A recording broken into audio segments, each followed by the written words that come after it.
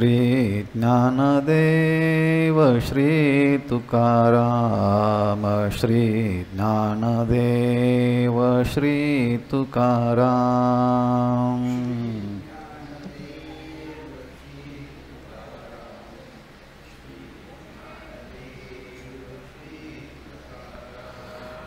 श्री ज्ञानदेव श्री तुकाराम श्री ज्ञानदेव श्री तुकाराम।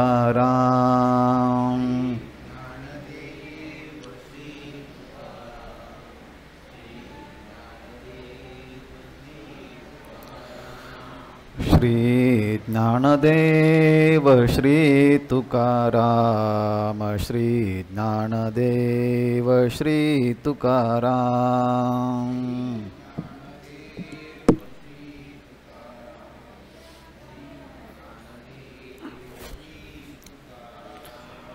श्री ज्ञानदेव श्री तुकाराम श्री ज्ञानदेव श्री तुकाराम।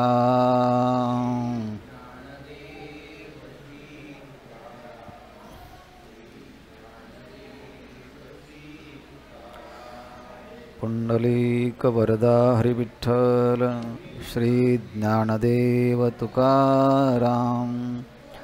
पंढरीनाथ भगवान की जय। माऊली श्री ज्ञानेश्वर महाराज की जय। जगद्गुरु श्री संत तुकाराम महाराज की जय। शांति ब्रह्म एकनाथ महाराज की जय।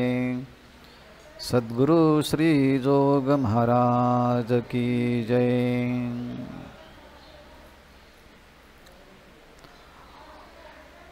पवित्र सलिला इंद्रायणी मातेच्या तीरावरती संत श्रेष्ठ ज्ञानराज माऊलींच्या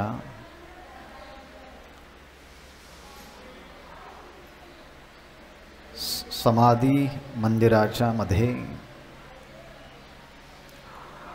भगवान सिद्धेश्वरांच्या सन्मुख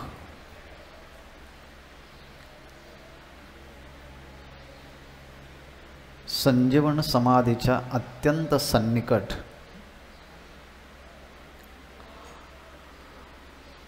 त्यांच्या चरणारविंदी बसून माऊलींच्या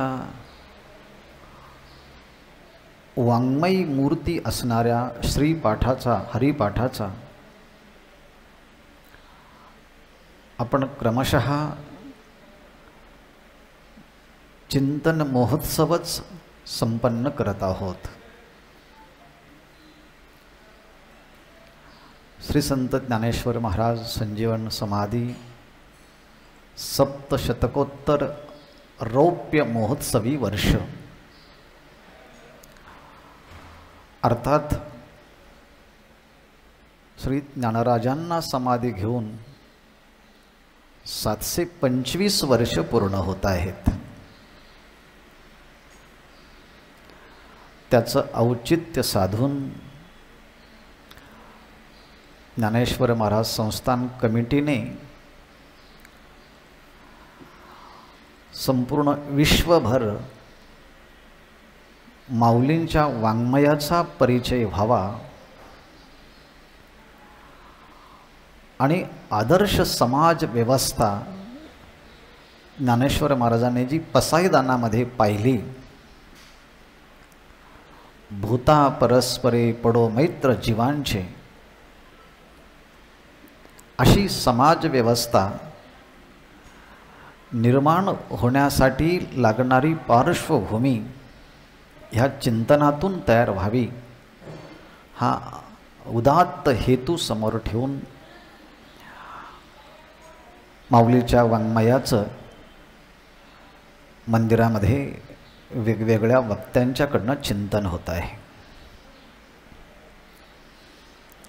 आज हरिपाठातील 13वा अभंग आज आपण चिंतन करणार आहोत। माऊलींच्या समाधीवरती अत्यंत विनम्र भावानं नतमस्तक होत माऊलींना प्रार्थना करून त्यांचे दिव्य आशीर्वाद संपादन करून समाधीस्थ असणारे ज्ञानेश्वर महाराज जेव्हा समाधीच्या भाषेतून लोकांच्या समोर बोलतायत तेव्हा ती समाधी भाषा समजून घेण्यासाठी माऊलींना शरणापन्न झाल्याशिवाय आपल्याला त्यांच्या वाङ्मयाचा अर्थ कळणार नाही. म्हणून आज ह्या 13व्या अभंगामध्ये ज्ञानेश्वर महाराज स्वतःची आत्म अनुभूती समाधीच्या विषयीची प्रगट करतायत. म्हणून माऊलींच्या ह्या दिव्य अक्षरांना स्पर्श करून माऊलींनाच समाधी विषयीची भूमिका समजून सांगा म्हणून आपण विनंती करू.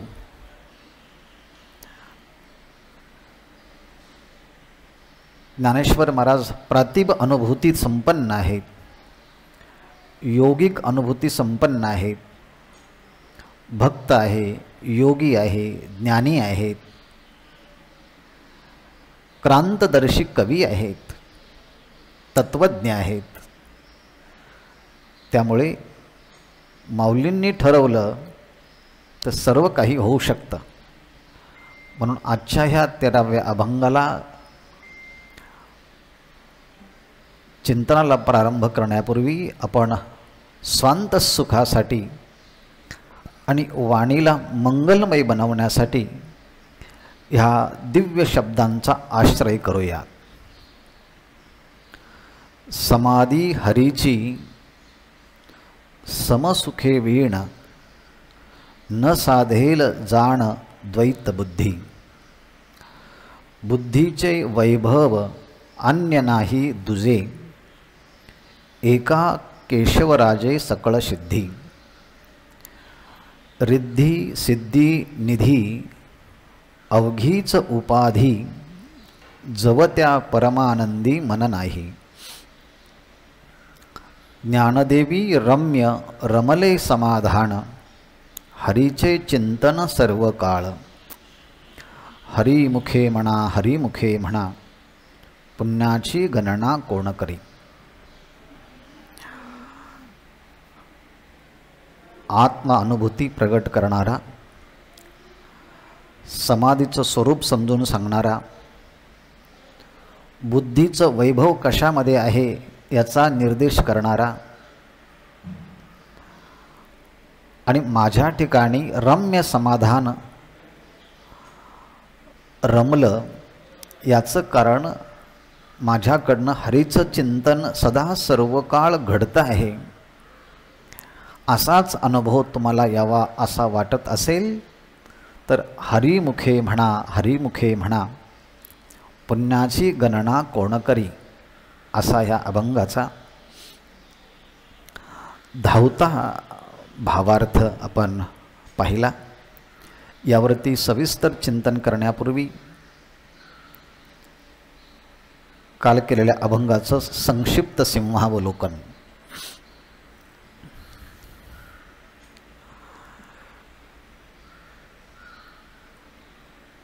ज्ञानदेव म्हणे निवृत्ती निर्गुण धिदले संपूर्ण माझे हाती.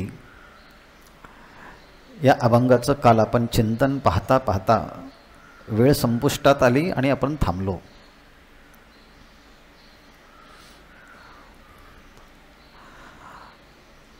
काल आपण भाव ह्या शब्दाचा त्याचे विविध क्षेत्रामध्ये उपयोगिता याचं आपण चिंतन केलं आणि भावविरहित होऊन जर वेदानुमोदित जरी वेगवेगळ्या साधना केल्या तरी त्या साधनेचं फल प्राप्त होताना अतिशय कष्ट असतात हे सांगण्याकरता पारियाचा रवा घेता भूमीवरी यत्न परोपरी साधन तैसे, तैसे यत्न परोपरी साधन, त्याप्रमाणे कशाप्रमाणे जमिनीवरती पडलेला पारा तो उचलण्यासाठी प्रयत्न केला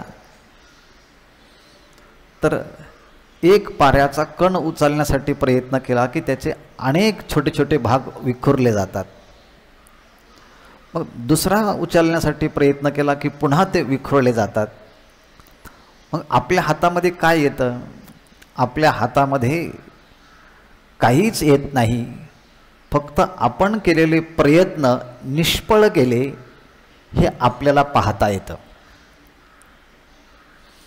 आपण तर प्रयत्न केले पण हातात काहीच आलं नाही. तसं भगवत भाव पारमार्थिक क्रियांच्या पाठीमागे नसेल आणि सगळ्या पारमार्थिक क्रिया केल्या तर त्या क्रियांच्याद्वारे प्राप्त होणारं फल या पाऱ्याच्या कणांना जमिनीवरून उचलण्याप्रमाणे आहेत. म्हणून तैसे साधन. मग प्रयत्न होत नाही का? होतो ना. यत्न परोपरी, वेगवेगळ्या पद्धतीने प्रयत्न केला जातो त्या पाऱ्याला उचलण्याचा, पण तो पारा आपल्या हाताने काही उचलला जात नाही. तसं परमात्म्याच्या आत्मसाक्षात्कारासाठी शास्त्रामध्ये उपाय नाहीत का? खूप उपाय आहेत. श्रीमद भगवद्गीतेवरती 7व्या अध्यायातील एका श्लोकावरती भाष्य करताना ज्ञानेश्वर महाराजांनी हा सगळा विचार सांगितला आहे. दैवी हेषा गुणमयी मम माया दुरत्यया,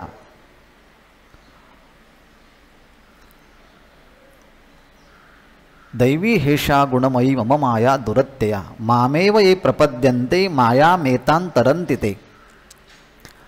ह्या श्लोकावरती ज्ञानेश्वर महाराजांनी परमात्म्याच्या प्राप्तीसाठी स्वतःच्या बुद्धीने भगवत भाव विरहित होऊन जर प्रयत्न केला तर त्या प्रयत्नाने निश्चित फल प्राप्त होण्याच्या ऐवजी अडथळे निर्माण होऊन तो साधक त्या साधनेमध्येच गुंतून राहतो. बाहेर पडण्यासाठी प्रयत्न केला पण त्या प्रयत्नाने बाहेर न पडता त्याच प्रयत्नाच्याद्वारे तो आत गुंतून राहिला. मग यत्नो परोपरी साधन तैसे ह्या चरणाचा अर्थ पाहताना आपल्याला त्या श्लोकाच्या खालच्या सगळ्या ओव्या आहेत त्या आपण मुळात पाहून घ्याव्यात. पण त्याचा नामनिर्देश एका एका वाक्यात सांगतो. काही लोकांना आपल्या बुद्धीचा अतिशय अभिमान असतो. मी अतिशय हुशार, बुद्धिवान, एकपाटी. एकदा सांगितलं की मी सर्व लक्षात ठेवतो. ज्ञानेश्वर महाराज म्हणतात अशा स्वतःच्या बुद्धीवरती गर्व असणाऱ्या आणि स्वयंबुद्धीच्या माध्यमातून मी परमात्म्याला प्राप्त करील असं म्हणणारे गर्वामध्ये कधी गिळून गेले, कधी अडकले याचा तपासही लागत नाही. काही म्हटले आम्ही ऋग्वेद, यजुर्वेद, सामवेद या वेदत्रयीच्या माध्यमातून परमात्म्याला प्राप्त करू, पण त्यांना त्या स्वयंबुद्धीच्या बाहूने गेले, ते अहंभावा, ते गर्वामध्ये गिळले गेले. वेदत्रयाचं आम्ही अध्ययन करतो म्हणून आम्ही त्याच्याच माध्यमातून परमात्म्याला आकळू, तर ज्ञानेश्वर महाराज म्हणतात ते अहंभावामध्ये अडकून राहिले, ते पुन्हा बाहेर आलेच नाहीत. ज्यांना स्वतःच्या सौंदर्याचा, वयाचा, ताकदीचा, माझं शरीर खूप चांगलं आहे, तंदुरुस्त आहे, योगा प्राणायाम करतो, दीर्घकाल मी जगणार आहे असा स्वतःच्या शरीरावरती भरवसा ठेवून जे कामाच्या कासेला लागले, ज्ञानेश्वर महाराज म्हणतात त्यांना विषयरूपी मगरीने कधी चघळून टाकलं हे त्यांनाच कळालं नाही. मग काळी म्हणायला लागले की आम्ही वेगवेगळ्या प्रकारचे यजनक्रिया करणारे आहोत, सगळ्या यागांचं आम्हाला ज्ञान आहे. पण यागांचं ज्ञान असणारे जेव्हा यज्ञ करतात सकाम भावनेने, ते स्वर्गाच्या कपाटात जाऊन अडकतात, पुन्हा बाहेर निघतच नाही. आणि जेव्हा बाहेर निघतात तेव्हा पुण्याची पावटी सरे, सवेची इंद्रपणाची उटी उतरे, मग येऊ लागती माघारे मृत्यूलोका. अर्थात ते तिथेच अडकले. मग काही कर्मावरती खूप विश्वास ठेवतात, ते विधी निषेधामध्ये अडकतात. हे असं नाही करायला पाहिजे, हे असं करायला पाहिजे. जे एका कामात तज्ज्ञ असतात ना ते एक्सपर्ट असतात, पण नवीन लोक जेव्हा त्यांच्या हाताखाली शिकायला येतात तेव्हा त्यांच्याकडे पहा, तुला हे येत नाही, तुला ते येत नाही, तुला हे येत नाही असं म्हणून ते बॉस त्यांच्याकडे या भूमिकेतनं बोट दाखवतात. पण ज्ञानेश्वर महाराज म्हणतात मग ते वैदिक कर्म असो, लौकिक कर्म असो, श्रौत कर्म असो किंवा स्मार्त कर्म असो, या कर्माच्या भरवशावरती बसून मी देवाला प्राप्त करील असं कोणी म्हणेल ते विधी निषेधाच्या मध्ये अडकतात. मग आता एवढे उपाय केले तर ज्ञानेश्वर महाराज म्हणतात ह्या एकच लीला तरले, जे सर्व भावे मज भजले, ता आईलची थडी सरले मायाजळ. ह्या उपायांच्या द्वारे कोणी जर परमात्म्याच्या पर्यंत जायला लागला तर जाऊ शकत नाही.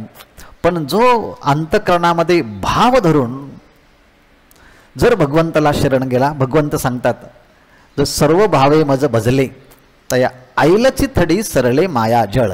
त्यांच्याकरता हे मायाजळ अलीकडच्याच पर्यंत आहे. आणि म्हणून गुरूंचा आणि संतांचा साह्य न घेता केलेले प्रयत्न हे त्याला अपाय ठरतात. आणि म्हणून जया सद्गुरु तारू पुढे, जे अनुभवाचे कासे गाडे, जया आत्मनिवेदन तरांडे आकळले. ज्यांना श्रीगुरूचं साह्य लाभलं, गुरूंची कृपा लाभली, तेच फक्त तरुण जातात. एरवी बाकीच्यांनी प्रयत्न करावे, यत्न परोपरी साधन तैसे. ह्या सगळ्या साधनांचा निर्देश केला. हे साधनांनी ते प्रयत्न करत नाही का? प्रयत्न करतात, पण त्यांच्या प्रयत्नाने जसा पारा जमिनीवरती पडल्यानंतर उचलता येत नाही, तसं परमात्म्याला आपलंसं ह्या साधनांच्याद्वारे भावविरहित पद्धतीने करता येत नाही.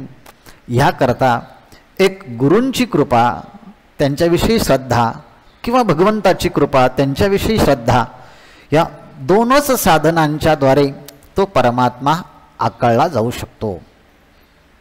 नाहीतर पारियाचा रवा घेता भूमीवरी, यत्न परोपरी साधन तैसे. आणि भाव असेल तर भाव बळ आकळे, एरवी नाकळे, करतळे आवळे तैसा हरी.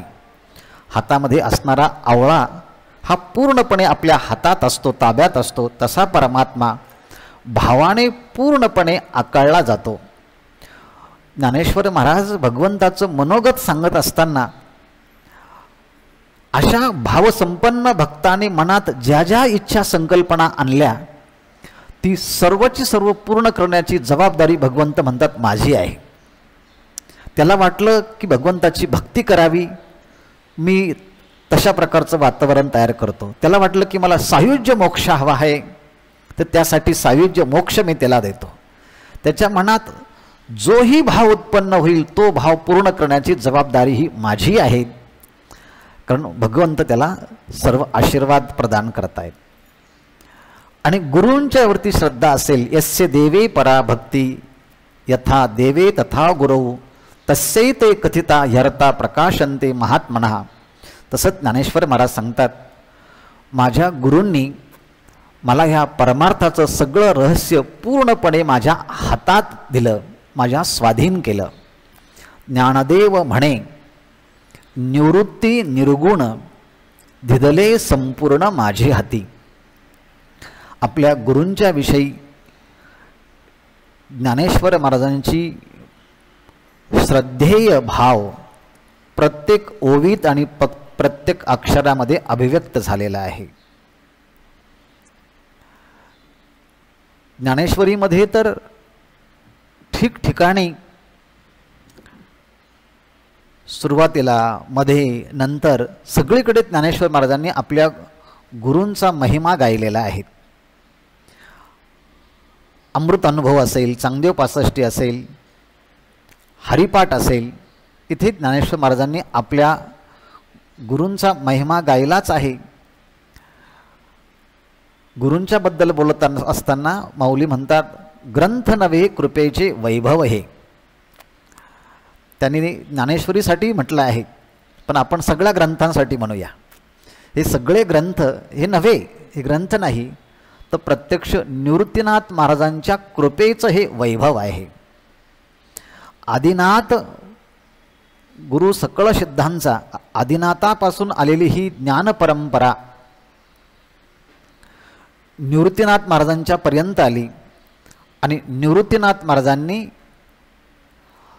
जो नाथ परंपरेचं ज्ञान, नाथ परंपरेचा बोध आणि नाथ परंपरेची जी समाधी धन आहेत, ते सगळंची सगळं ज्ञानेश्वर महाराजांना आशीर्वादाच्या रूपानं प्रदान केलं. आणि म्हणून माऊली म्हणतात की धिदले संपूर्ण माझे हाती. माझ्या गुरूंनी माझ्या हातामध्ये संपूर्ण दिलं. आवळ्याचा दृष्टांत मागे दिला, पण आवळा बाहेरून सगळ्या बाजूने दिसतो, पण खालून दिसत नाही ना. म्हणून इथे शब्द वापरला आहे, गुरूंनी मला कसं दिलं आहे, संपूर्ण दिलं आहे. म्हणजे त्या आवळ्याच्या दृष्टांतामध्ये देखील थोडा उणीव आहेत, त्रुटी आहेत, पण माझ्या गुरूंनी मला जे दिलं आहे ना, ते सर्वांगाने दिलं आहे, ते संपूर्ण दिलं आहे. त्यामध्ये ज्ञान, भक्ती, वैराग्य हे सगळंची सगळं माझ्या स्वाधीन केलं आहे. धिदले संपूर्ण माझे हाती. कोणी दिलं? ज्ञानदेव म्हणे निवृत्ती, अर्थात निवृत्तीनाथ महाराजांनी हे सगळं माझ्या स्वाधीन केलं. गुरु त्यालाच म्हणतात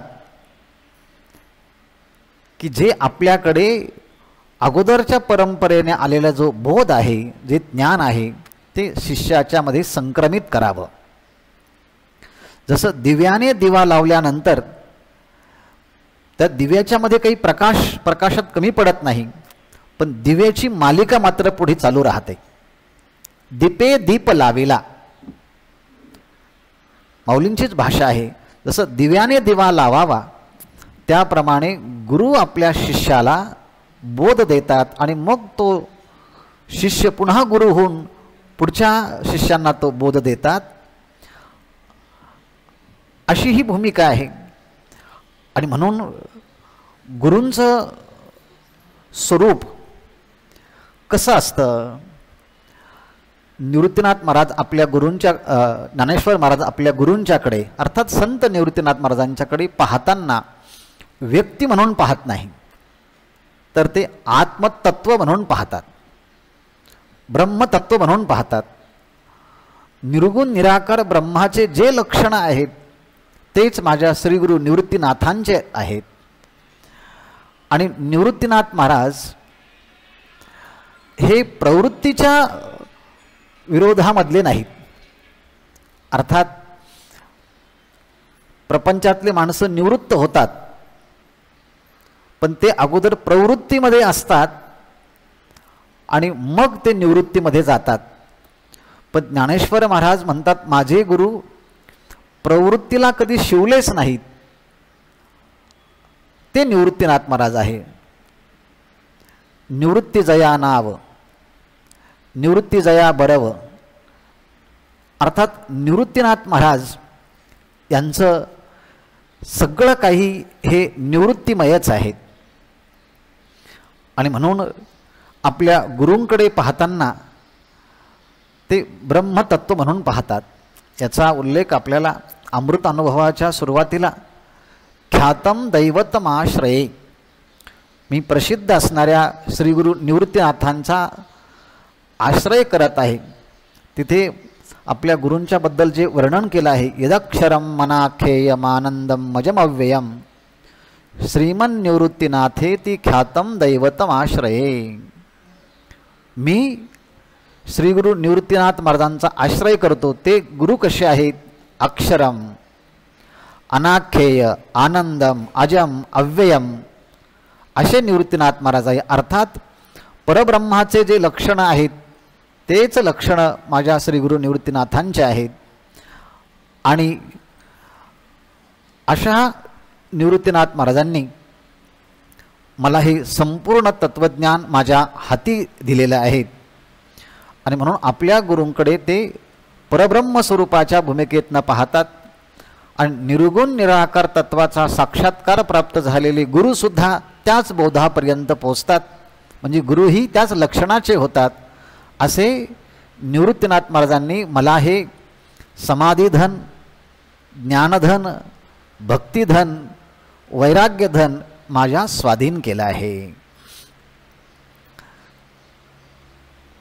हा गुरुमहिमा एकनाथी भागवतामध्ये आपल्याला पाहायला भेटतो. दत्तात्रयांच्या 24 गुरूंच्या मध्ये जो जो ज्याचा घेतला गुण तो तो गुरु केला मी जाण, गुरुसी आले अपारपण जग संपूर्ण गुरु दिशे. अर्थात गुरु हे फक्त देण्याचंच काम करतात, पण ते दीक्षेच्या माध्यमातून असेल किंवा शिक्षेच्या माध्यमातून असेल. दीक्षा जेव्हा देतात तेव्हा दोषाचं क्षालन करतात आणि गुणाचं आधान करतात, त्याला तर दीक्षा म्हणतात. शिष्याच्या ठिकाणचे सगळे दोष काढून टाकणं आणि त्यांना सद्गुणाने संपन्न बनवणं ही दीक्षा आहे.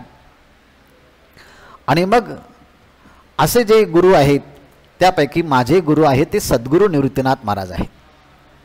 कारण काही गुरु मंत्र देतात ते मंत्रगुरु, काही गुरु तंत्र शिकवतात म्हणून ते तंत्रगुरु, काही गुरु यंत्राची माहिती देतात म्हणून ते यंत्रगुरु, काही गुरु फक्त राजाचेच गुरु असतात म्हणून ते राजगुरु,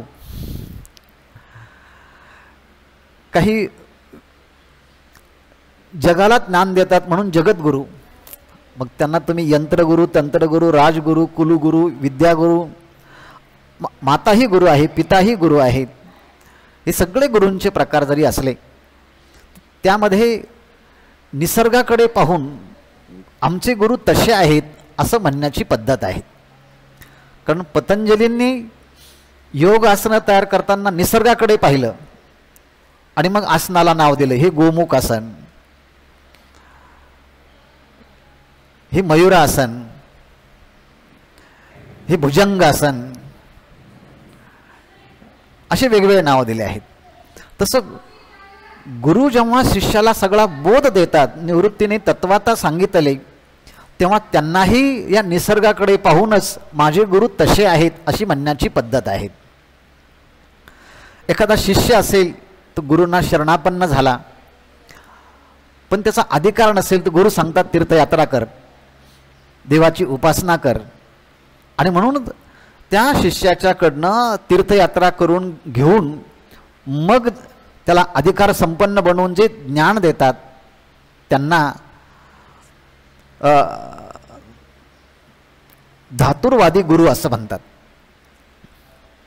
त्याप्रमाणे चंदन जसा आपला सुगंध देताना सगळ्या वृक्षांना ते देतात, फक्त वेळू आणि हिंगण ह्या झाडांना देत नाही. त्याप्रमाणे सद्गुरू अनेक लोकांच्या मध्ये जेव्हा जातात तेव्हा हा बुद्धिमान, हुशार, चाणाक्ष दिसतो आहे, याला बोध करायला काही हरकत नाही. म्हणून इतरांना बाजूला सारून जेव्हा त्या योग्य शिष्याचा अधिकार पाहून जेव्हा त्याला आपल्या तत्वाचा बोध देतात तेव्हा त्याला चंदन गुरु असं म्हणतात. चंदन जसा सुगंध सगळ्या झाडांना देतो पण काही अपवाद असेल तर बाजूला काढतो, तसं अयोग्य व्यक्तींना बाजूला करून सत्वगुण संपन्न शिष्याला बोध जेव्हा दिला जातो तेव्हा ते चंदन गुरु आहेत असं म्हटलं जातं. सार काय, आसार काय, योग्य काय, अयोग्य काय याचा विचार करून शिष्याला सत्वस्तूचा बोध देतात. ते विचार गुरु आहेत, ते विचार देतात. जसा परीस लोखंडाच्या सानिध्यात, लोखंड परिसाच्या सानिध्यामध्ये गेलं की स्पर्श झाल्याबरोबर ते लोखंड सोनं होतं, तसं गुरूंच्या सानिध्यामध्ये गेलेला शिष्य, गुरुने त्याला फक्त स्पर्श केला की त्याच्यामध्ये परिवर्तन होतं. तेव्हा असे जे उपदेश करतात त्यांना परीस गुरु म्हणायचं. म्हणजे ते परिसाप्रमाणे शिष्याच्या मध्ये परिवर्तन करतात. कासवी आपल्या पिलांना कधी पाजत नसते, कारण तिच्याकडे तशी सुविधाच नाही. पण आपल्या पिलांकडे नुसतं पाहिलं तरी पिलांचं पोट भरतं. तसं गुरूंनी आपल्या शिष्यांकडे पाहिलं तरी त्यांना आपोआप बोध प्राप्त होतो.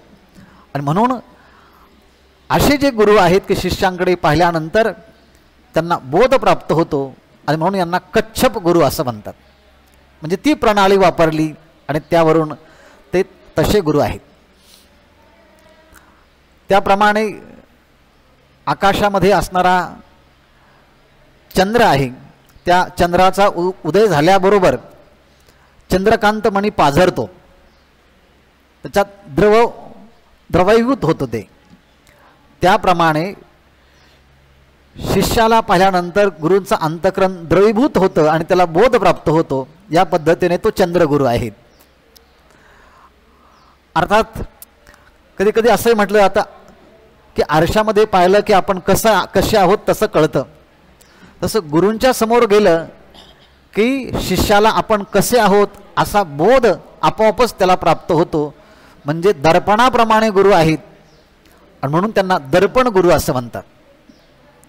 आरशासमोर उभं राहिलं की आपण कसे आहोत कळतं, तसं गुरूंच्या समोर गेलं की गुरूंच्या वैभवानं शिष्याला कळतं की मी कसा आहे, माझ्यात कोणते दोष आहेत, कोणते गुण आहेत. म्हणून त्यांना दर्पण गुरु असं म्हणायचं. एक मणी आहे, छायानिधी नामक मणी. त्या छायानिधी नामक मण्याची सावली ज्याच्यावर ते पडते तो पृथ्वीपती होतो असं म्हणतात. तसं अशा ह्या आत्मसाक्षात्कारी महापुरुषांची दृष्टी ज्याच्याकडे जाईल त्याला आत्मसाक्षात्कार प्राप्त होतो. माऊलींनी वर्णन केलं या अमृत अनुभवामध्ये, जयाचेनी अपांग पाते, बंद मोक्षपणी आते, भेटे जाणतया जाणते जयापाशी. म्हणून श्रेष्ठ महापुरुषांची दृष्टी जरी पडली तरी बोध प्राप्त होतो. आणि असा ज्यांचा बोध प्राप्त होतो त्यांना छायानिधी गुरु असं म्हणतात. त्याप्रमाणे एक नादनिधी गुरु आहेत. नादनिधी नामाचा एक असं मणी आहे की त्या मण्याच्या पर्यंत कोणत्याही धातूचा आवाज गेला, कोणत्या धातूचा आवाज, की ज्या धातूचा आवाज त्या मण्यापर्यंत पोहोचतो तो मणी त्या धातूला जिथे आहे तिथे सोनं बनवतो. म्हणजे परीस असा आहे की लोखंडाचा स्पर्श व्हावा लागतो, पण नादनिधी नामक मणी असा आहे कोणत्याही धातूचा आवाज त्याच्यापर्यंत पोहोचला की त्या आवाजानुसार ज्याचा आवाज आहे त्याला सोनं बनवतं. तसा गुरूंच्याकडे असा कोणताही विवेक संपन्न आर्त हाकणे शिष्य गेला की माझा उद्धार करा, त्याचा ते उद्धार करतात. ही जी प्रणाली आहे ही प्रणाली नादनिधी नामक गुरूंच्या मनाच्या प्रमाणे असे काही गुरु असतात असं सांगितलं आहे. नंतर क्रौंच पक्षीचं उदाहरण मागे दिलं होतं मी. क्रौंच पक्षिणी समुद्राच्या बाजूला अंडे घालते आणि अन्न गोळा करण्याकरता लांब जाते, 6-6 महिने येत नाही. पण ती पक्षिणी त्या पिलांच्या दिशेने चोच उंच करून त्यांची आठवण करते, तर त्या आठवणीने त्या पिलांचं पोट भरतं असं निसर्गामध्ये आहे. तसं शिष्य आणि गुरु लांब जरी असेल पण गुरुने शिष्यांची आठवण केली की त्या आठवणीने शिष्यांना तशा प्रकारचा बोध प्राप्त होतो. आणि ही प्रणाली आहे क्रौंच गुरूची. या पद्धतीचे ते गुरु असतात. आणि तिसरे शेवटचे सांगितले गुरु आहे सूर्यगुरु. सूर्यकांत मणी काय करतो? त्या सूर्यकांत मण्याची इच्छा असो किंवा नसो, त्या सूर्याचे किरण त्या मण्यावरती पडले की तो मणी पाझरतो, द्रवीभूत होतो. हा सूर्यकांत मणी आहे. तसं शिष्याची इच्छा असो किंवा नसो, तो गुरूंच्या सान्निध्यामध्ये आला आणि गुरुने त्याला पाहिलं की गुरुच्या अंतःकरणातला भाव द्रवीभूत होतो. अरे हा इतकी सेवा करतो, याचं कल्याण केलंच पाहिजे असं म्हणून जेव्हा दयाभाव उत्पन्न होऊन जेव्हा त्याला गुरु उपदेश करतात, तेव्हा हा जो बोध प्राप्त होतो शिष्याला, हा सूर्यकांत गुरु आहे. ह्याप्रमाणे गुरूंचे 10-12 प्रकार परमश्रद्धेय धुंडा महाराज देगलूरकरांनी आपल्या हरिपाठ विवरण ह्या ग्रंथामध्ये सांगितलेले आहेत. आणि नाथ भागवतामध्ये तर दत्तात्रयांच्या 24 गुरूंचं स्वतंत्र व्याख्यानच नाथ महाराजांनी लिहिलेलं आहे. अर्थात हे सगळं आपल्यासमोर ठेवण्याचं कारण एक आहे, निवृत्तीनाथ महाराजने हा जो बोध दिला, हा बोध कोणत्या पद्धतीने दिला? हा जर आपल्यासमोर कदाचित वाटलं की ज्ञानदेव म्हणे निवृत्ती निर्गुण धिदले संपूर्ण माझे हाती, माझ्या हातामध्ये माझ्या श्रीगुरु निवृत्तीनाथांनी हा ज्ञानाचा बोध दिला. मग हा बोध किती किती पद्धतीने दिला जातो, ह्या ज्या प्रक्रिया आहेत, या निसर्गाकडे पाहून मग त्यांना नाव दिलं की हे क्रौंच गुरु आहे, हे सूर्यकांत गुरु आहे, हे चंद्रकांत गुरु आहे, हे नादनिधी गुरु आहेत. तसं त्या गुरूंचं जसं वैभव असेल, जसा स्वभाव असेल, त्याप्रमाणे त्या बोध शिष्याला देतात. मग निवृत्तीनाथ महाराजांना विचारलं, तुम्हाला कसा दिला? ते म्हटले, तुम्ही 12 प्रकार सांगितले, पण जेवढे प्रकार असेल ना, सगळे प्रकार माझ्या निवृत्तीनाथ महाराजांच्याकडे आहेत आणि त्यांनी ह्या सगळ्याच पद्धतीने मला बोध दिला. धिदले संपूर्ण माझे हाती. आता तपशीलवार काही पडत बसू नका, वेळ कमी हरिपाठामध्ये, त्यामुळे संपूर्ण धिदले सगळ्या पद्धतीने मला दिलं आहे. ह्याप्रमाणे श्री गुरु निवृत्तीनाथांचा हा गुरुप्रतीतीचा महिमा ह्या अभंगामध्ये सांगितला. आणि भावबळे आकळे एरवी न आकळे यामध्ये ईश्वर महिमाही सांगितला. म्हणजे एका बाजूला विश्वर उपासना झाली आणि दुसऱ्या बाजूला गुरु उपासना झाली. आणि ज्याला गुरुचा प्रसाद प्राप्त झाला, ज्याला ईश्वराचा प्रसाद प्राप्त झाला, त्याच्याकरता समाधी काय दूर आहे का? आणि म्हणून गुरुकृपा आणि ईश्वर कृपा ही झाली की शास्त्रकृपा आपोआपच होते. आणि हे सगळं होत असताना आपली आत्मकृपा अगोदर लागतेच ना. मग आत्मकृपा, गुरुकृपा, शास्त्रकृपा आणि ईश्वर कृपा या सगळ्याची सगळ्या कृपा एकवटून जिथे एकत्रित उदयास आल्या, असं व्यक्तिमत्व म्हणजे संत श्रेष्ठ ज्ञानेश्वर महाराज. आणि असे ज्ञानेश्वर महाराज जेव्हा स्वतःचा अनुभव सांगतात, तेव्हा तो अनुभव समाधीच्या भूमिकेतून सांगतात. आणि तो आजचा हा अभंग आहे. कालचं ते एक चरण राहिलं होतं, त्याच्याकडे जाता जाता तो आणखी विस्तार होत गेला. पण धिदले संपूर्ण माझे हाती ह्या संबंधाने ते संपूर्ण कशा पद्धतीने दिलं जातं याचीही ओळख आपल्याला ह्या निमित्ताने होते. आता समाधी हरीची समसुखे वीण, न साधेल जाण द्वैत बुद्धी. ज्ञानेश्वर महाराजांना पुनश्च एकदा प्रार्थना करूया. आणि तुम्ही समाधीमध्ये आहात, तुमचे सगळे शब्द ही समाधी भाषा आहेत. समाधीतली समाधी भाषा म्हणजे हरिपाठातले शब्द आहेत. ज्याला कधी ध्यान लागत नाही त्यांनी समाधीवरती काय बोलावं? पण समाधीमध्ये जे आहेत ते मात्र बोलवून घेऊ शकतात. म्हणून समाधीस्थ असणारे ज्ञानराज माऊली आपल्याकडनं जसं बोलवून घेतील तसं आपण बोलूया. समाधी हरीची समसुखे विण न साधेल जाण द्वैत बुद्धी.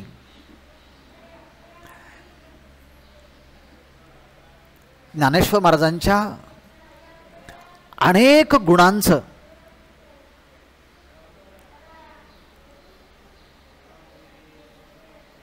निर्देशन ह्या एका चरणातून होत आहे.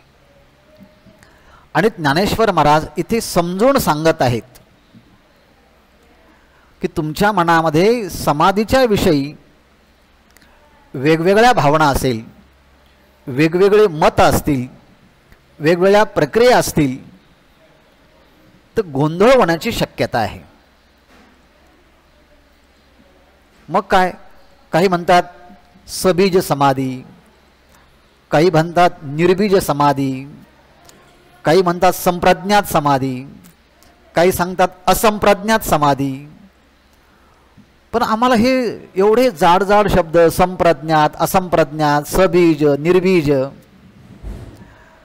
निर्विकल्प समाधी, सविकल्प समाधी, हे सगळे शब्द ऐकूनच आम्हाला निद्रेची समाधी लागते. मग आता ह्या शब्दांच्या योगातल्या परिभाषा समजून घेताना साधकाचा किती गोंधळ होत असतो. आणि योगामध्ये कितीतरी ग्रंथ आहेत, प्रत्येक ग्रंथ करता समाधीची भाषा वेगळी सांगतो. योग वासिष्ठात समाधीची भाषा वेगळी आहे, पातंजलांनी समाधीची भाषा वेगळी सांगितली, योग वासिष्ठामध्ये समाधीची भाषा वेगळी सांगितली, घेरण संहितेमध्ये समाधीची भाषा वेगळी सांगितली. आणखी काय, हठयोग प्रदीपिकेमध्ये समाधीची भाषा वेगळी सांगितली. मग ज्ञानेश्वर महाराजांना असं वाटलं की हे सगळे अनुयायांच्या मध्ये समाधीच्या विषयीचा संभ्रम राहू नये, ह्याकरता त्यांनी सांगितलं जाण न साधेल जाण द्वैत बुद्धी. आणि जाण हा शब्दाचा अर्थ आहे, त्याला इंग्रजी भाषेमध्ये म्हणायचं ठरलं, oh my dear friend please try to understand it.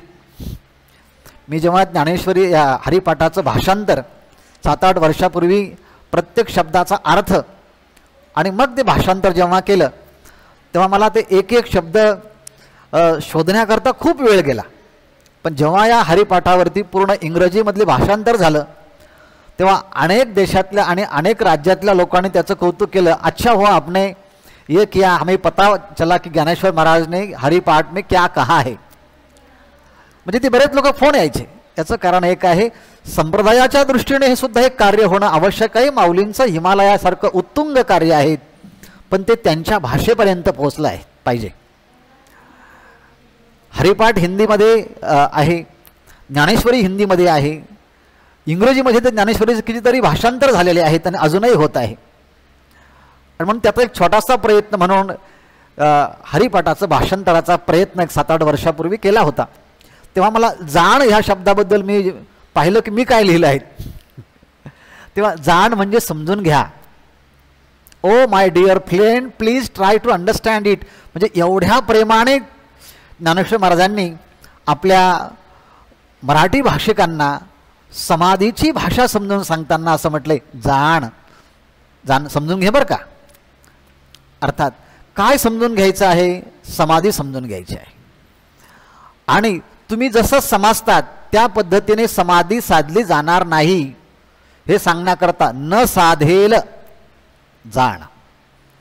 तुम्ही जसं समजताना तुम्हाला जसं शिकवलं आहे, जे संस्कार झालेले आहेत त्या संस्काराने युक्त होऊन तुम्ही समाधी साधण्याचा प्रयत्न केला तर त्या पद्धतीने समाधीची अनुभूती तुम्हाला येणार नाही हे सांगण्याकरता न साधेल जाण. ती समाधी तशी साधली जाणार नाही. मग ह्या एकाच चरणामध्ये समाधी कशाने साधली जाणार नाही हे पण सांगितलं. ही समाधी कशाने साधली जाईल हे पण सांगितलं. तुम्ही वेगवेगळ्या ग्रंथामध्ये ही समाधी ती समाधी ती समाधी अशा वेगवेगळ्या भाषा सांगितल्या. पण तुम्हाला मी आज सांगणार आहे हरिपाठ ग्रंथामध्ये हरीची समाधी. आणि मग या शब्दांना समोर ठेवून जर आपण पाहिलं तर ज्ञानेश्वर महाराज समाधीच्या विषयी जाणून घ्या, समजून घ्या ही गोष्ट सांगतात. म्हणून आपण न साधेल ही साधणार नाही. कशाने साधणार नाही तर समसुखे वीण हरीची समाधी न साधेल. आणि द्वैत बुद्धी हरीची समाधी न साधेल. अर्थात दोन पद्धतीने ही समाधी साधणार नाही. द्वैत बुद्धीच्या द्वारे ही हरीची समाधी साधली जाणार नाही. आणि समसुखे वीण हरीची समाधी न साधेल असं आपल्याला पहिल्यांदा नकारात्मक भूमिकेमध्ये ही समाधी याने साधणार नाही. मग जर द्वैत बुद्धीच्या द्वारे हरीची समाधी साधणार नाही आणि समसुखाशिवाय हरीची समाधी साधणार नाही, मग माऊली समाधी साधेल कशाने हे सांगा ना. ते शब्द उलटून घ्यायचे. जर द्वैत बुद्धीने हरीची समाधी साधणार नाही असं तुम्ही आम्हाला समजून सांगितलं, मग समाधी साधेल कशी ते शब्द पहा. अद्वैत बुद्धी हरीची समाधी साधेल. आणि समसुखे वीण हरीची समाधी न साधेल, मग कशाने साधेल. समसुखे सहित हरीची समाधी साधेल. आता याच्याबद्दल थोडासा आपण विचार करूया. योगामध्ये समाधी हे शेवटचं अंग मानलं जातं. यम, नियम, आसन, प्राणायाम, प्रत्याहार, धारणा, ध्यान आणि समाधी याला समाधीचे अष्टांग म्हणतात. आणि हे यमापासून सुरुवात होऊन तर समाधीपर्यंत हे योगांग आहेत. हे योगाचे अंग आहेत. किती अंग आहेत तर अष्टांग अंग आहेत. आणि हे योगाचे अष्टांग पूर्णपणे जर साधले गेले तर समाधीपर्यंत पोहोचता येतं. याची सुरुवात यम नियमापासून आहेत. अहिंसा, सत्य, अस्तेय, ब्रह्मचर्य, अपरिग्रह, यमः, शौच, संतोष, तपस्वाध्याय, विश्वप्रणिधान आणि नियमाः. मग हे 5 यम, 5 नियम, मग आसन, प्राणायाम, प्रत्याहार, धारणा, ध्यान आणि समाधी याचं अनुष्ठान करावं लागतं. मग ह्या 8 अंगाचं योगांगाचं अनुष्ठान केलं तर काय होतं. योगांग अनुष्ठानात अशुद्धी क्षयः असं म्हटलं आहे. आपल्या इंद्रियांच्या मध्ये अशुद्धी असते, आपल्या शरीराच्या मध्ये अशुद्धी असते, आपल्या मनाच्या मध्ये अशुद्धी असते. आणि अशुद्धी एकाच देहाची नसते, ती आईवडिलांच्या पासून अशुद्धी आलेली असते, ती अनेक पिढ्यांच्या पासून अशुद्धी आलेली असते. आणि या सगळ्या जन्मांतराच्या वासनेची अशुद्धी, अविद्येची अशुद्धी या शरीरामध्ये असल्यामुळे या योगांग अनुष्ठानात, या योगाच्या अंगाचं अनुष्ठान केलं असताना या सगळ्या प्रकारची अशुद्धीची शुद्धी होते, अशुद्धीचा नाश होतो. म्हणून अशुद्धी क्षयात. आणखी काय आहे. योगांग अनुष्ठानात अशुद्धी क्षया. नंतर ज्ञानदीप्ती, मग ज्ञानाचा प्रकाश आतून उदयाला येतो. कुठपर्यंत. अविवेक ख्याते, हे विवेक ख्यातीपर्यंतचा ज्ञानाचा प्रकाश या योगांग अनुष्ठानाच्या द्वारे प्राप्त होतो. आणि मग त्याला धारणा, ध्यान आणि समाधी हे अंतरंग साधनं सांगितले. आणि त्या अंतरंग साधनेच्या मध्ये तद एव अर्थ निर्भासम स्वरूपशून्य इव समाधी अशी समाधीची व्याख्या पतंजलीने केलेली आहे. खूप क्लिष्ट होऊन जाईल, पण एवढा सूत्राचा अर्थ सांगून मग आपण पुढे जाऊया. मगाशी म्हटलो की एक सविकल्पक समाधी असते, एक निर्विकल्पक समाधी असते. त्याचे प्रकारात पडण्यापेक्षा समाधीची भाषाच अशी केली आहे. धारणा, ध्यान आणि समाधी याचा विचार करताना देशबंधश्चित्तश्च धारणा आणि तत्र प्रत्येक तानाता ध्यानम, एकाच सजातीय वृत्ती प्रवाह चालू ठेवणं हे ध्यान आहे. तत्र प्रत्येक तानता ध्यानम तैलधारवत.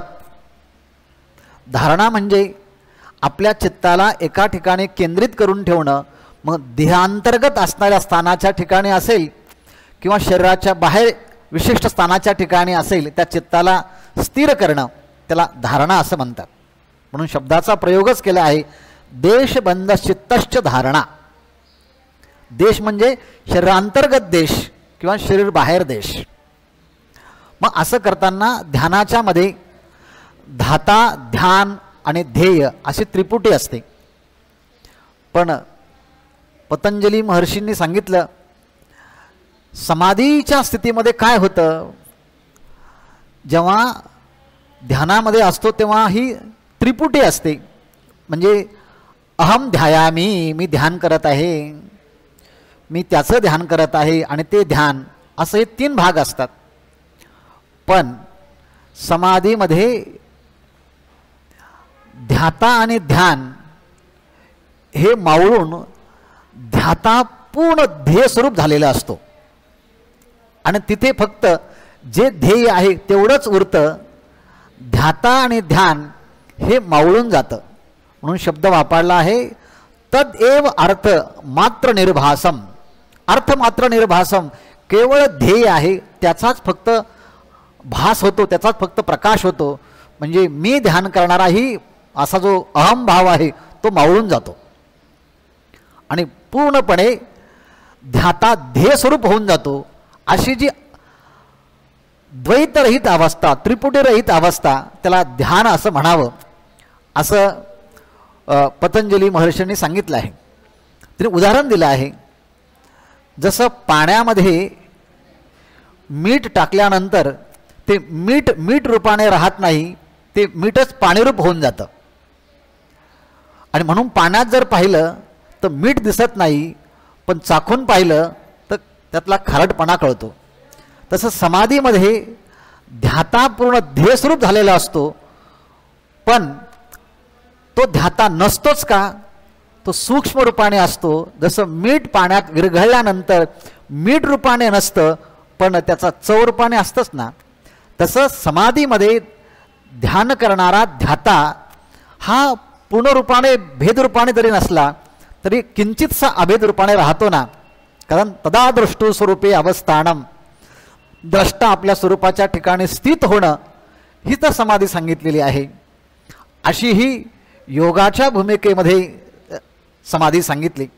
पण ज्ञानेश्वर महाराजांनी समाधीची भाषा करताना सांगितलं आहे पुढील पैसे पारोखे, मागील स्मरावे ते ठाके, ऐसिया सरेसिये भूमिके समाधी राहे.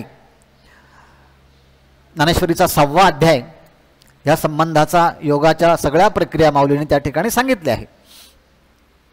तिथे सांगितलं पुढील पैसे पारुखे, अर्थात पुढील जो विस्तार आहे तो समाप्त होतो. मागील स्मरावे ते टाके, मागे काय झालं आहे त्याचं स्मरण राहत नाही. ऐसे सरसीय भूमिके समाधी राहे, म्हणजे तो वर्तमान काळामध्ये स्वरूपाच्या ठिकाणी स्थित राहतो, अशी समाधीची भूमिका सांगितली. पण आता ज्ञानेश्वर महाराज इथे समाधी सांगताना नामचिंतनाच्या द्वारे प्राप्त होणारी हरीची समाधी सांगतायत. आणि इथे हरी शब्दाने तो परमात्मा सगुण साकारही आहे आणि हरी म्हणताना हरी आत्माही आहे, हरीच ब्रह्मही आहेत आणि हरीच सगुणही आहे आणि निर्गुणही आहे. आणि म्हणून समाधी म्हणजे केवळ तटस्थ राहणं असं नाही, तर भक्तिशास्त्रामध्ये किंवा ज्ञानशास्त्रामध्ये समाधी तुम्ही डोळे उघडे ठेवूनही तुम्ही समाधीत राहू शकतात. आणि योगी मात्र समाधीला जाताना एकांतात जावं लागेल, मग त्याला यम नियमाचं पालन करून मग तो स्थिर व्हावं लागेल. तदैवार्थ मात्र निर्भासम स्वरूपशून्यमेव समाधी या भूमिकेत जावं लागेल. पण ज्ञानेश्वर महाराज सांगतात ही जर मी सांगतो आहे ती समाधी ह्यापेक्षा वेगळी आहे. काय आहे? समसुखे विण. समशब्दाचा अर्थ होतो परमात्मा. निर्दोष ही समम ब्रह्म. निर्दोष ज्यामध्ये काहीच दोष नाही असं तत्व म्हणजे परमात्म तत्व, ब्रह्मतत्व, आत्मतत्व. आणि साधना करणारा जो जीव आहे त्या जीवाने गुरूंच्या सानिध्यामध्ये राहून त्यांची सेवा करून त्यांचा उपदेश प्राप्त करून स्वतःच्या बाबतीमध्ये आपल्या मनाने विचार न करता, गुरु सांगतायत ना तू स्थूल शरीर नाही, सूक्ष्म शरीर नाही, कारण शरीर नाही, तो अन्नमय कोश नाही, प्राणमय कोश नाही, मनोमय कोश नाही, विज्ञानमय कोश नाही, तू जागृत अवस्था नाही, स्वप्न अवस्था नाही, सुषुप्ती अवस्था नाही, म्हणजे 3 अवस्थेच्या अतीत, पंचकोशाच्या अतीत, 3 शरीराच्या अतीत असा असणारा जे चेतन तत्व जीव आहे तो जीव वास्तविक पाहिलं तर परमात्म स्वरूपच आहे. अर्थात जीव आणि परमात्मा हे दोन्ही सम म्हणजे एकच आहेत. त्याला जीव ब्रह्मैक्य असं म्हणतात. आणि असं जीव ब्रह्माचं ऐक्य ही सम अवस्था जेव्हा प्राप्त होते तेव्हाच खऱ्या अर्थानं सुख आणि समाधी प्राप्त होते. किंबहुना सोहे जीव आत्मयाची लाये तेथ जे होय तया नाम सुख. सम हा परमात्मा आहे आणि सम परमात्मा हा सुखरूप आहे. आणि जीव आणि ब्रह्म, जीव आणि परमात्मा हा एकच आहे अशी ही सम अवस्था प्राप्त झाल्याशिवाय ही हरीची समाधी प्राप्त होत नाही. पण कोणी असं म्हणेल नाही नाही जीव वेगळा आहे, परमात्मा वेगळा आहे, जीवाच्या मध्ये आणि परमात्म्याच्या मध्ये भेद आहे, असं जर कोणी भेद पाहत असेल तर ह्या समसुखे विण हरीची समाधी न साधेल. मग हरीची समाधी साधायची असेल तर त्या बुद्धीचं कार्य आहे तत्र निश्चयात्मिका बुद्धी. बुद्धी कशाला म्हणावं? ज्याच्याद्वारे निश्चय होतो ती बुद्धी. योग्य काय आहे, अयोग्य काय आहे, सार काय आहे, असार काय आहे. आणि म्हणून ज्या बुद्धीच्या मध्ये अज्ञान आहे ती बुद्धी भेदाला निर्माण करते. आणि ज्या बुद्धीच्या मध्ये ज्ञान झालं त्या बुद्धीच्या मधला सगळं द्वैत निघून जातं. आणि असं द्वैत निघून गेलं आहे ज्याच्या बुद्धीतलं, त्या बुद्धीच्या मध्ये अद्वैत तत्वाचा बोध होतो आणि ती बुद्धी आता अद्वैत बुद्धी होते. म्हणजेच या उपाधी माझी गुप्त चैतन्य असे सर्वगत ते तत्वज्ञ संत स्वीकारिती. म्हणून या सगळ्यांच्या मध्ये अद्वैत असणारा ब्रह्मतत्वाचाच जी बुद्धी स्वीकार करते ती अद्वैत बुद्धी. आणि अशा अद्वैत बुद्धीने हरीची समाधी साधेल. द्वैत बुद्धीने हरीची समाधी साधणार नाही. आणि जीव आणि ब्रह्म यांच्यामध्ये भेद आहे असा भेद पाहिला तरी हरीची समाधी साधला जाणार नाही. आणि म्हणून समसुखे विण हरीची समाधी न साधेल आणि समसुखे सहित हरीची समाधी साधेल. द्वैत बुद्धी हरीची समाधी न साधेल आणि अद्वैत बुद्धी हरीची समाधी साधेल. आणि हरी कसा आहे? भरला घनदाट हरी दिसे. तो परमात्मा चराचरामध्ये भरलेला आहे. अशा प्रकारची अनुभूती आली की डोळ्याने उघड्या डोळ्यांनी वस्तूला पाहताना सुद्धा आपण परमात्म्याचं दर्शन घेऊ. अर्थात ही उघड्या डोळ्याची समाधी आहे. असा ज्ञानी महापुरुष जगातले सगळे व्यवहार करायला लागला तरी देखील त्याची समाधी मोडत नाही. व्यापाराचे गाडे असा शब्दाचा प्रयोग अमृत अनुभवामध्ये ज्ञानेश्वर महाराजांनी केला आहे की तो कितीही बोलत राहिला, कितीही कार्य करत राहिला, पण श्रीगुरूंनी दिलेल्या तत्वाचा बोध असा झालेला पक्का आहे की मी ब्रह्मरूपच आहे आणि कोणताच भेद नाही, म्हणजे चैतन्य तत्वामध्ये कोणताच भेद नाही, अशी अभेद बुद्धी प्राप्त झाल्यानंतर जो बोध प्राप्त होतो तो हरिमय दृष्टी जिकडे तिकडे होते ती हरीची समाधी आहे. तो हरी आत आहे, बाहेर आहे हे मागे सांगितलं.